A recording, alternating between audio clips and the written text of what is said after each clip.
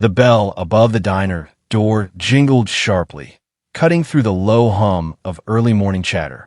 Sunlight spilled across four mica tables, glinting off coffee cups and silverware.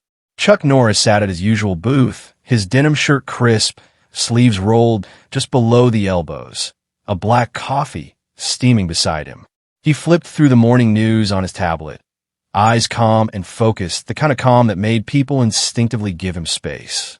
It should have been an ordinary morning, a quiet moment in a small-town diner. But the universe had other plans. The door burst open with a force that made the bell clang twice. A man, red-faced and tense, stormed in. His movements were sharp, filled with rage, but underneath it all was a brittle arrogance. Michael Haynes, known locally for bullying anyone smaller or quieter than him, scanned the diner as though the world owed him respect. Then he saw Chuck. Something about the way Chuck held himself, relaxed yet unshakably confident, infuriated Haynes. He marched straight to the booth, eyes locked, and without a word, slapped Chuck across the face. The sound cracked sharply, echoing against the walls. Coffee cups rattled. The diner went silent. Forks paused midair. Even the old jukebox in the corner seemed to stop playing. Chuck didn't flinch. He didn't yell. He wiped the sting from his cheek slowly, deliberately, his eyes holding the kind of calm that made it clear. He was not rattled. He was calculating. Other diners stared, frozen in disbelief. One whispered, "Did he just get slapped? And nothing?" Haynes, misjudging the moment, leaned closer, his voice harsh. "You think you could just sit here and act all high and mighty?" Chuck's response was measured, almost gentle, but filled with authority. "You made your choice." The diner held its collective breath. Haynes had no idea that this simple slap had awakened a quiet storm. He didn't know that Chuck's son ran Homeland Security. He didn't know that a simple act of aggression in this little diner could spiral into consequences that would reach the highest levels of national power. Chuck's calm eyes scanned the room once, as if noting every exit, every witness, every detail. And then he leaned back, letting the tension hang in the air like a charged wire. Who would dare think a simple slap could shake a man like Chuck? The diner had witnessed countless confrontations, but this one was different. The diner remained frozen in that eerie stillness, as if the walls themselves were holding their breath. Chuck Norris sat quietly, his posture relaxed, but his mind sharper than a blade. Haynes, emboldened by the silence, leaned in closer, fists clenched, rage flickering in his eyes. "Don't just sit there," Haynes sneered. "Say something. Show me you're not just some weak old man." Chuck tilted his head slightly, his gaze locking on Haynes like a predator sizing up prey. But there was no fear in Chuck's eyes, only a quiet, measured patience. Haynes felt the need to provoke further. He smirked and shoved a chair against the table, nearly tipping over a diner's breakfast plate. Pancakes and syrup slid dangerously close to the edge. The entire diner flinched. Chuck's hand rested on the edge of the table, his fingers brushing lightly against his coffee cup, steady as ever. No words came. Not yet. The tension thickened. You could see it in the air, the kind of tension that makes your chest tighten, your heart beat faster, your mind race for what comes next. Haynes, frustrated by Chuck's lack of reaction, raised his voice. "You think you're untouchable, huh? Everyone here sees what kind of man you are." Chuck finally spoke, his voice calm but cold, carrying the weight of authority. "I'm not here to prove anything. You, however, are making a mistake." Haynes laughed, a sharp, bitter laugh that didn't reach his eyes. "A mistake? You think you're the one who's safe here? You don't even know who you're messing with." The diner patrons exchanged nervous glances. Some slid back in their seats, others gripped their utensils, unsure whether to intervene. Chuck's aura, calm and unshakable, seemed to amplify the anxiety in the room. It was then that the unthinkable crossed Chuck's mind, not in anger, but in a flash of calculated concern. His son, the one who quietly ran Homeland Security behind the scenes, could hear about this in a heartbeat. And Haynes had no idea that the repercussions of his impulsive attack could reach far beyond the small diner. Chuck's lips curled slightly into a faint, almost imperceptible smile. He had options. He didn't need to escalate. Yet, every muscle in his body remained ready, trained to react instantly if Haynes crossed the line again. Haynes, sensing hesitation and misinterpreting it for fear, lunged forward, aiming a second shove toward Chuck. And that's when the first real question pierced the tension. Would you have reacted immediately or stayed calm in the face of such blatant aggression? Chuck didn't lunge, didn't strike. Instead, he shifted slightly in his seat, letting Haynes' own momentum carry him off balance. The bully stumbled, nearly toppling the table in front of him, and the diner gasped collectively. It was a subtle move, almost imperceptible to anyone not paying close attention, but it demonstrated something crucial. Restraint can be more powerful than fury. The kind of power that comes from knowing the stakes are higher than a single slap, higher than any personal insult. Haynes, now flustered, wiped sweat from his brow, realizing that his usual tactics weren't working. He opened his mouth to speak again, but Chuck's quiet intensity stopped him in mid-sentence. It wasn't intimidation. It was command, an unspoken warning that consequences would come, but on Chuck's terms. Every diner felt it. The air buzzed with anticipation. Even the servers, frozen mid-step, knew that this confrontation was no ordinary spat. Something bigger was at play, something far beyond anyone in the room. Chuck's gaze flicked briefly to the diner's exit. His mind raced through contingencies, escape routes, protective measures, witnesses. And then, almost casually, he lifted his coffee cup and took a sip, maintaining an almost eerie calm. Haynes, still unsteady, clenched his jaw. He didn't know that his reckless aggression had set off a chain of events that could bring powerful eyes down upon him. Eyes that enforced justice at the highest levels of the nation. He had no idea that Chuck's son's influence extended beyond what anyone could imagine. The tension reached its peak when Chuck leaned back, letting silence do the work of words. Haynes, chest heaving, began to realize the depth of his miscalculation. Every second dragged on like a rope stretched to its limit, each diner silently wondering what would happen next. And in that charged silence, Chuck remained the calm, eye in the storm, waiting for the next move, but fully prepared for anything. While the diner slowly returned to a semblance of normalcy, Chuck's mind drifted briefly, recalling the events that had shaped him into the man sitting calmly now. The incident wasn't just a random act of violence. There were layers, connections that no one in this small diner could possibly understand. Chuck had faced bullies before, on movie sets, in martial arts tournaments, and even in covert operations, but this felt different. The stakes were higher, because, unknown to Haynes or the diner patrons, Chuck's family was no ordinary family.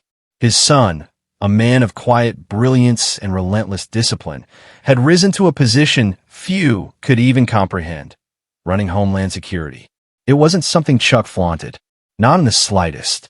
He'd trained his son with the same principles he applied to his own life: respect, strength, vigilance, and control. And those principles had carried his son to the pinnacle of power, where he handled threats the public didn't even know existed. As Chuck's gaze swept across the diner, he noticed small details he had seen countless times before but now took in differently. The diner's security camera in the corner, the exit doors, the strategic positioning of tables. It all painted a subtle map, a silent playground for someone trained to analyze threats. Haynes, oblivious to all of this, continued fuming. He muttered to himself, convinced that Chuck's silence was weakness. Chuck, however, knew that silence was often the most powerful weapon. It gave him time to assess, to plan, and to understand the full context of the moment. It also reminded him of the balance between his life and his son's. Every decision Chuck made, every reaction or non-reaction, had implications beyond the diner. One wrong move could escalate into a national security matter, an outcome Haynes could never foresee. Chuck thought about the irony. Here was a man trying to assert dominance over him in a public place, unaware that one push too far could trigger consequences that stretched far beyond the boundaries of this diner. Chuck's son, in his position at Homeland Security, had the authority and intelligence network to track, monitor, and neutralize threats anywhere in the nation. Yet Chuck didn't let that power dictate his actions. He remained composed because true strength wasn't about showing off what one could do. It was about restraint and control. And that restraint made him unpredictable. The diner's regulars began to whisper among themselves, exchanging puzzled glances. Some had seen Chuck in films, but none of them knew about the hidden life that extended far beyond Hollywood.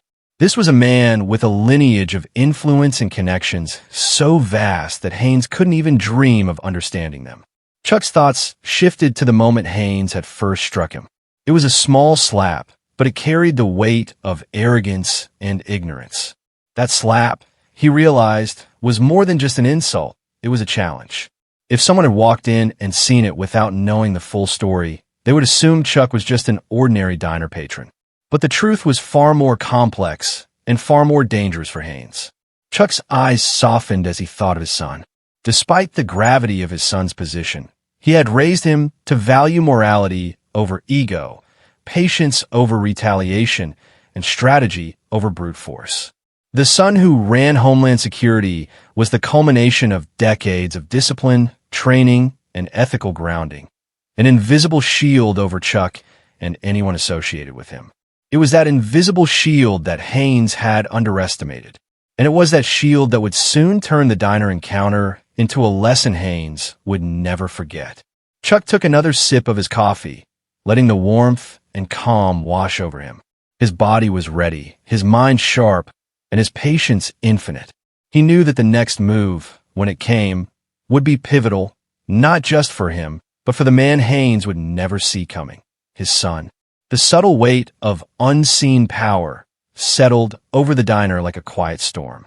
And even as Haynes fumed and misjudged the situation, Chuck's quiet confidence radiated. He was ready for the moment when the truth would hit, when the bully would learn the consequences of his reckless actions. Haynes, still fuming, misjudged every signal Chuck had given him. The bully believed that a slap was enough to intimidate, enough to establish dominance. He didn't notice the subtle tension in Chuck's stance, the calm in his eyes, or the way his hands rested lightly on the table, ready but restrained. The diner seemed to slow around them. The clatter of dishes and the hum of casual conversation faded into the background, leaving only Haynes' heavy breathing and Chuck's measured calm. Every movement Chuck had made until now had been deliberate. He had not reacted out of impulse but strategy. Haynes' arrogance blinded him to the reality of the moment. He thought Chuck's silence was submission, his stillness a sign of weakness. But in truth, it was a calculated choice, a test of patience. Chuck had faced far greater threats in his life than a random bully in a diner, and he knew exactly how to escalate, or de-escalate, the situation. Then came the moment Haynes realized his first mistake, underestimating the presence of power beyond what he could see. Chuck's eyes flicked subtly toward the diner's corner, where a discreet figure, unnoticed until now, had been observing quietly. It was subtle, almost imperceptible, but it sent a clear message. Haynes scoffed at first, thinking it was just another patron. But Chuck's calm, unwavering gaze didn't leave him, and the diner seemed to lean in slightly, as if waiting for the next move. The subtle authority radiating from Chuck, and the unseen support lurking just out of plain sight, was palpable. Have you ever been in a situation where someone else's courage protected you? Haynes' confidence began to waver. He had made the classic mistake of underestimating not just Chuck, but the network of influence and preparedness that surrounded him. He didn't realize that Chuck's life had been a training ground, not just for physical skill, but for restraint, strategy, and the protection of loved ones. As Chuck finally spoke, his voice was calm, deliberate, and controlled. "You think a slap changes anything here?" he asked quietly, letting the words carry weight without raising his tone. Haynes froze. The din of the diner returned in snippets, the normal rhythm of life continuing. But now Haynes felt the heat of scrutiny, the weight of judgment he hadn't anticipated. The mistake was not just physical, it was psychological. By attacking Chuck, Haynes had underestimated the intelligence behind every quiet action, the discipline that had trained Chuck to respond precisely when the moment demanded it. And he hadn't realized that Chuck's son, far beyond anyone's expectations, was monitoring, ready to act if needed, providing an invisible layer of protection. Haynes shifted nervously, sensing he was out of his depth. Every subtle glance, every pause from Chuck carried a silent warning. This wasn't about ego anymore. It was about understanding the gravity of misjudging someone whose reach and influence extended far beyond what he could perceive. Chuck leaned back slightly, his expression unreadable, and allowed Haynes to stew in his own insecurity. The bully's arrogance had been his downfall. By failing to recognize the full spectrum of power in the room and failing to consider consequences, Haynes had made a mistake that would resonate far longer than he imagined. Chuck's controlled patience sent an unmistakable message. Actions have consequences, and misjudging someone who operates in multiple layers of skill and influence can be fatal to pride, reputation, and safety. Haynes had crossed a line he didn't even know existed. As the tension thickened, Chuck's quiet authority enveloped the diner, and the subtle but undeniable reality settled in. Haynes had underestimated more than Chuck. He had underestimated the invisible shield of preparation, vigilance, and power surrounding him. And in that miscalculation, the bully sealed his own fate. The diner settled into a strange, tense stillness. Chuck's presence alone exuded a calm authority that seemed to ripple through the room without a single word. Patrons who had been chatting moments ago now stole glances, sensing that something extraordinary was unfolding in what had seemed like an ordinary lunch spot. Chuck remained seated, his posture relaxed but deliberate, his gaze steady. He didn't need to raise his voice or make grand gestures. The aura of quiet power did it all. Every motion was measured. The way he picked up his cup, the slow adjustment of his jacket, the subtle eye contact with those around him. The bully, Haynes, shifted uncomfortably in his chair. The initial thrill of confrontation had evaporated. He realized, too late, that brute force could never outweigh composure mixed with skill. Chuck's calm was not passive. It was a signal, a boundary that Haynes could not cross without consequences. The invisible presence of Chuck's son lingered in the background, a quiet, unassuming figure who radiated competence and control. Even unseen, the weight of authority was felt. It was a reminder that true power does not always announce itself with noise or spectacle. Sometimes it moves silently, like a steady current, ready to respond when needed. Chuck's voice finally broke the silence, low and controlled. Violence is easy. Control is harder. Every word carried the weight of experience, discipline, and the unshakable confidence of someone who had faced far more dangerous situations than a diner bully. The question hung in the air. What does it truly mean to have power? Is it the ability to strike fear, or is it the ability to command respect without ever lifting a hand? Chuck exemplified the latter. His quiet power was not about domination. It was about restraint, clarity, and the certainty that those who acted recklessly would face consequences, direct or indirect. Haynes fidgeted, realizing that his misjudgment had put him in an impossible position. The quiet strength in Chuck's eyes and demeanor was something he could not intimidate. The realization settled heavily on him. This was not just a man who could fight. This was a man whose life had been built around strategy, foresight, and unwavering principle. The diners who had been watching silently now absorbed the lesson without needing words. Sometimes the most formidable power is invisible until it is needed. It does not shout. It does not threaten. It simply exists, ready, calm, and unyielding. Chuck took another sip of his drink, eyes scanning the room with casual awareness. Every movement radiated control, yet there was no trace of aggression. The bully's bravado shrank under the weight of this quiet dominance. He had slapped Chuck thinking it would provoke fear, but instead, it revealed the depth of power he had never anticipated. The lesson was clear. Quiet power is more potent than noise. Influence without demonstration, authority without arrogance, vigilance without flash, all of it combined into a presence that Haynes could neither ignore nor challenge. Even without speaking of the hidden connection to Homeland Security, the atmosphere alone communicated. There are forces at work that few understand until it is too late to backtrack. Chuck didn't need to prove anything physically. The calm in his eyes and the subtle signals of his son's unseen presence spoke volumes. By the time the diner slowly returned to its usual rhythm, the tension had shifted. Chuck remained seated, a picture of composed authority. Haynes slumped in his seat, humbled and uncertain, caught between embarrassment and fear, fully aware that the world he thought he controlled had quietly slipped from his grasp. The tension in the diner had barely begun to ebb when a subtle shift in the atmosphere caught everyone off guard. Chuck's calm, measured gaze didn't waver, but something in his eyes hinted at the invisible hand of authority waiting just beneath the surface. Haynes, the bully, thought the worst was over. He had slapped Chuck, felt the rush of bravado, and now anticipated some delayed, but ordinary, reaction. He did not anticipate the cascade of consequences that was about to unfold. A soft ping from Chuck's phone drew his attention. He glanced at it casually, as if noticing nothing. Yet the room seemed to hold its collective breath.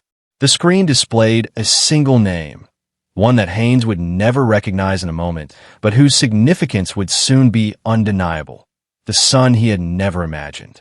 "Dad," Chuck said quietly, his tone neutral, almost conversational. But the weight behind the word carried authority. "Let's remind him why we don't tolerate impulsive aggression." At that instant, the diner's door jingled, and a subtle but unmistakable presence entered. A mix of vigilance, precision, and quiet command.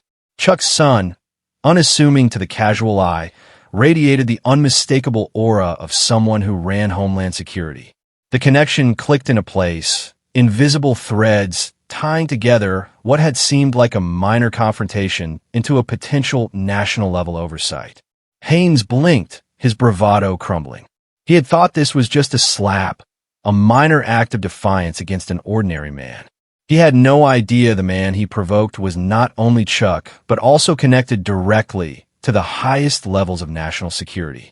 Every careless impulse he had just acted on now carried an unseen, enormous weight. Chuck's voice, calm but edged with a quiet warning, sliced through the tension. "Do you understand the reach of your actions?" His tone wasn't angry, but every word carried the unspoken consequences of a life intertwined with law enforcement, security, and vigilance.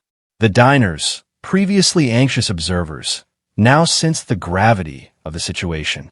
One moment, it was a personal conflict. The next, it was a demonstration of how seemingly small acts could trigger consequences far beyond comprehension. The bully, Haynes, could feel it in his gut. He had unknowingly crossed paths with forces he could not control, consequences he could not foresee. Chuck's son remained calm, assessing the situation, his presence alone reshaping the power dynamics. No one needed to explain the position he held. His posture, demeanor, and subtle nods communicated authority on a level far beyond the diner walls. The invisible infrastructure of Homeland Security suddenly made itself known through the ripple of tension, leaving Haynes exposed and utterly outmatched. The question now crystallized in the minds of everyone present. Can one act of violence unknowingly trigger a massive chain of consequences? Haynes had acted impulsively, thinking the worst that could happen was a confrontation or embarrassment. In reality, his single choice had set in motion a domino effect involving a man whose life was a matrix of discipline, experience, and unseen power. Chuck's calm response, combined with his son's authoritative presence, demonstrated the principle clearly. Actions have consequences far beyond immediate perception. A minor slap in a diner could not only alter Haynes's day, but could ripple into layers of oversight, authority, and accountability he could never have imagined. The bully's fear was not from physical threat. It was the sudden, overwhelming understanding of unseen systems and connections he had brushed against. He realized that the chain of events he had triggered might extend far beyond the diner, beyond even his comprehension, illustrating the profound impact of one reckless choice. By the time the situation began to settle, Haynes was pale, subdued, and humbled. Chuck's calm authority had never wavered, and his son's presence, subtle yet undeniable, had transformed a seemingly small conflict into a life-altering moment. The lesson was clear. The ripple of one impulsive act can reach heights and depths one never expects. The diner was still thick with tension when the first ripple of accountability began to settle over the room. Haynes, the bully, had gone from smug confidence to pale uncertainty in a matter of minutes, but the full weight of what was coming had not yet reached him. Chuck remained calm, a quiet pillar of authority, but every movement he made carried precision. He leaned back slightly, not in fear or arrogance, but in measured patience. His son, who had quietly entered moments ago, scanned the diner with the eyes of someone trained to assess not just threats, but the integrity of choices and the consequences that followed. A low, deliberate tone came through Chuck's phone, a secure channel alert that Haynes had unknowingly triggered. It was subtle, almost invisible to the ordinary observer, but it meant that formal accountability was now in motion. The bully had thought his slap was a small, inconsequential act. In reality, he had just walked straight into a network that monitored behavior, assessed risks, and ensured consequences. Chuck spoke, calm but with undeniable weight. Sometimes, actions seem small until their impact is measured. He paused, letting the words sink in. Haynes shifted in his seat, realizing for the first time that he was no longer dealing with a single man, but with a system that respected discipline, oversight, and responsibility. The diners watched as Haynes' world contracted. He understood that his impulsive aggression had breached far more than a personal boundary. It had triggered a cascade of professional and personal accountability. Every glance from Chuck's son reinforced this invisible authority.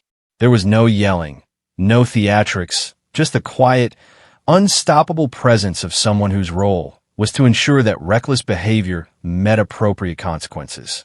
Have you ever faced a moment where someone else's vigilance revealed the true weight of your actions?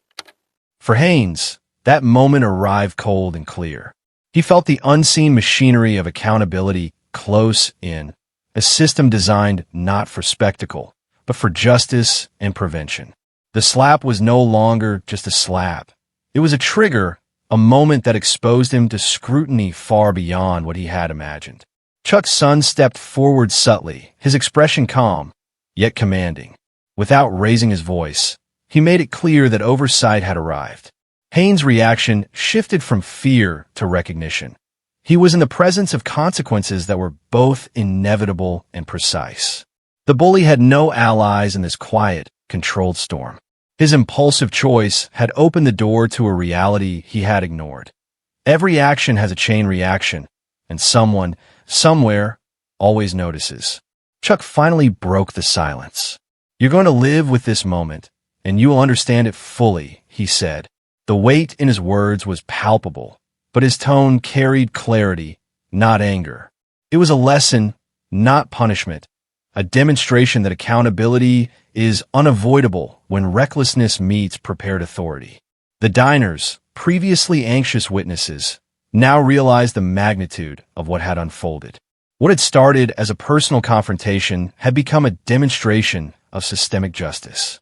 It was subtle, professional, and absolute, showing that real accountability doesn't always come with noise. Sometimes it arrives quietly, and it leaves a lasting mark.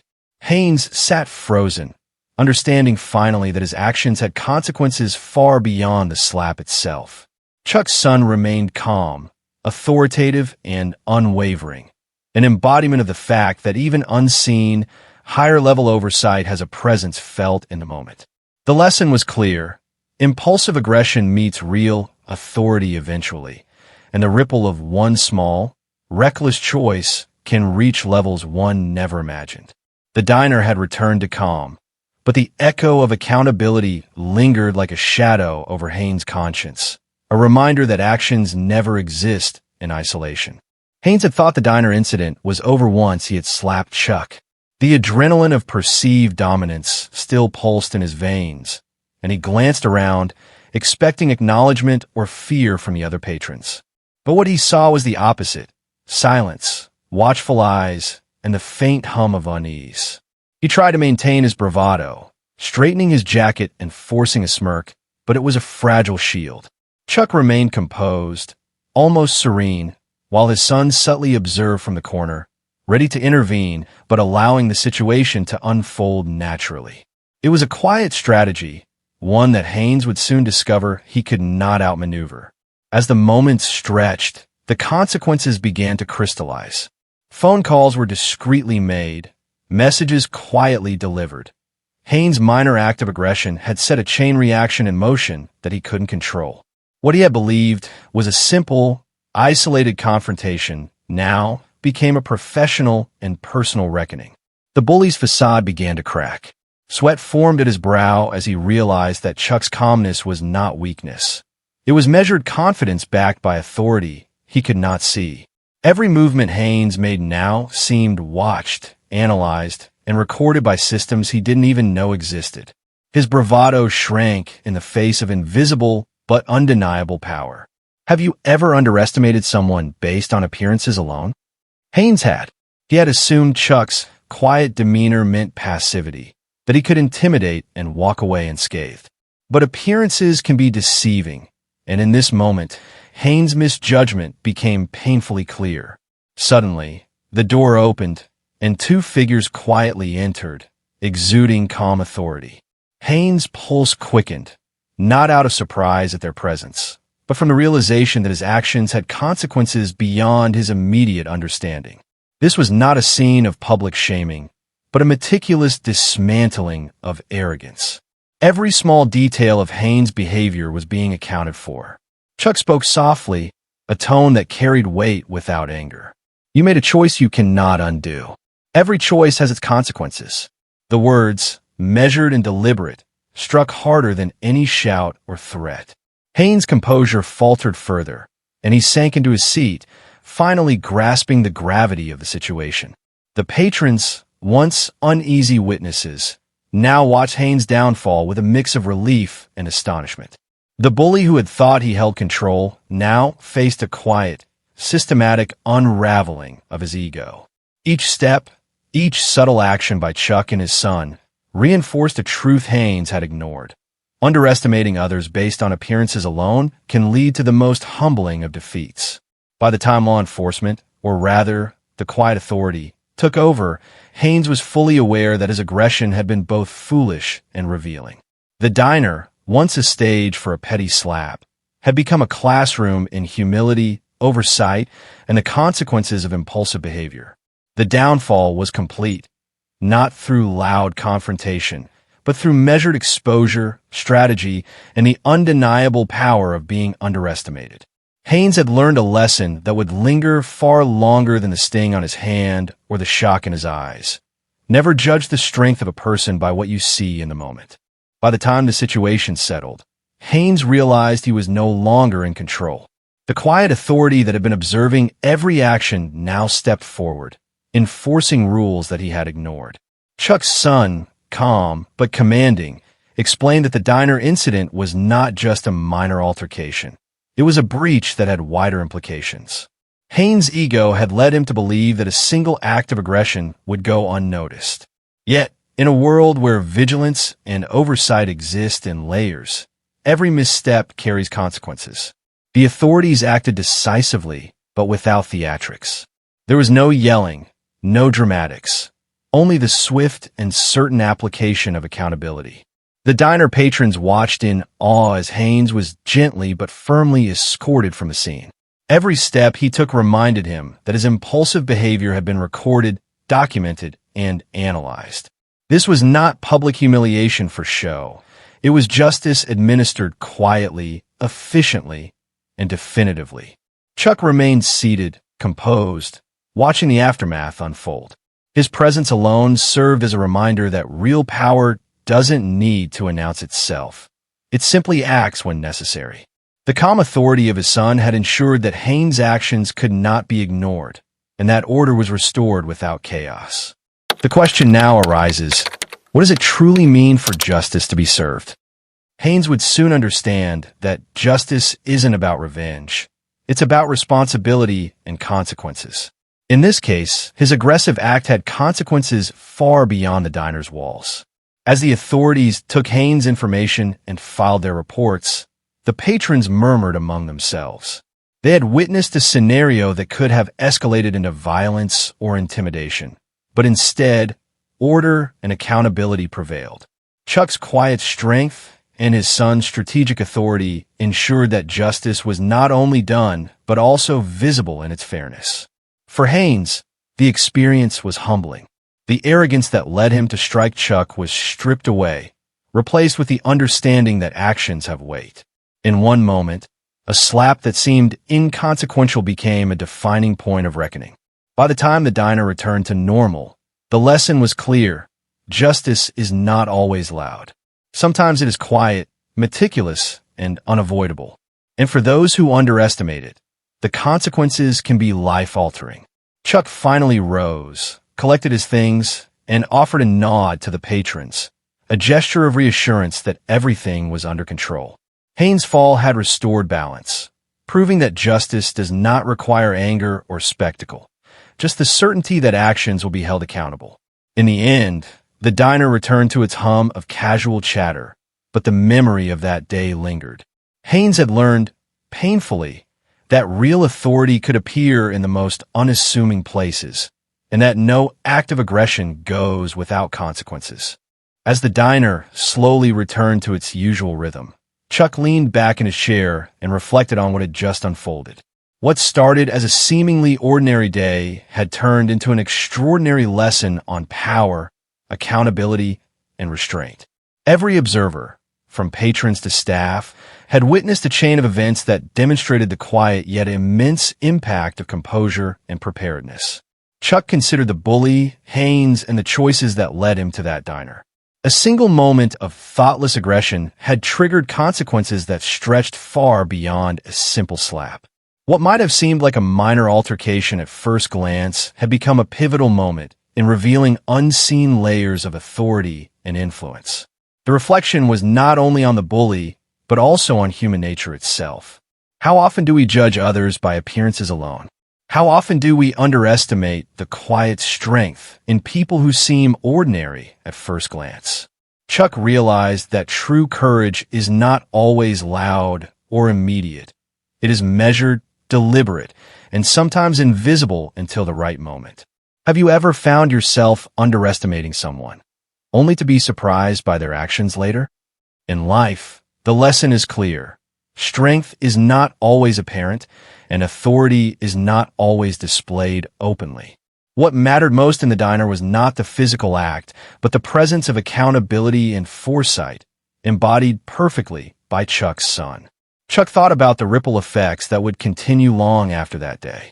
Haynes' actions would be remembered, analyzed, and serve as a cautionary tale for anyone tempted to act impulsively.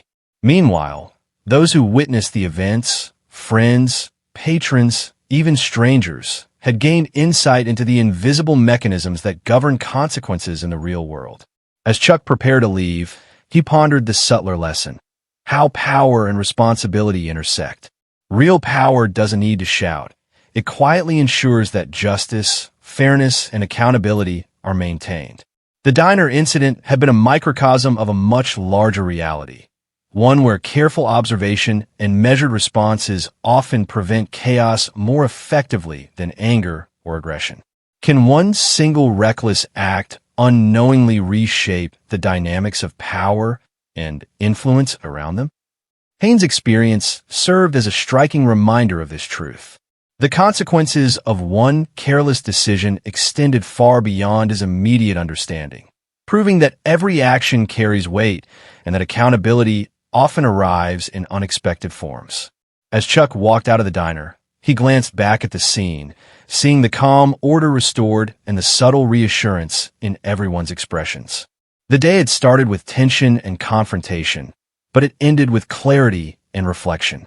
The lesson was clear: composure, awareness, and understanding of consequences are as powerful as any physical strength, and they often define the outcome more than the aggression itself.